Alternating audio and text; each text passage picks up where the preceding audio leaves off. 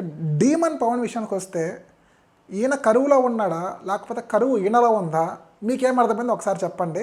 నిన్న ఎపిసోడ్ చూస్తే కానీ సరే లైక్ మొత్తం లైవ్ అయితే చూశాను నేను. వీడు ఎంత కరువులో ఉన్నాడంటే ఏదో వీడికి బయట ఎవరు దొరకనట్టు ఇక్కడికి వచ్చి పత్యాపరాలు అన్నీ పెడతా ఉన్నాడు.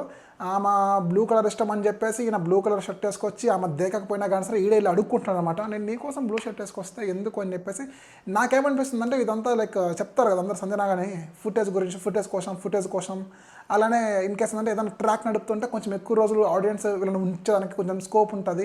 అలానే మేబీ బిగ్ బాస్ కూడా కొద్ది రోజులు వీళ్ళని ఉంచితే కొంచెం ఎంటర్టైన్మెంట్గా ఉంటుందని చెప్పేసి కొంచెం స్కోప్ ఉంటుంది కావచ్చు అని నేనైతే అనుకుంటున్నాను. స్టార్టింగ్లో వచ్చేటప్పుడు ఆయన ఏమన్నాడు, నాకు లవ్ మీద కానీ మ్యారేజ్ మీద కానీ ఎటువంటి కొంచెం మంచి ఉద్దేశం అయితే లేదంటున్నాడు.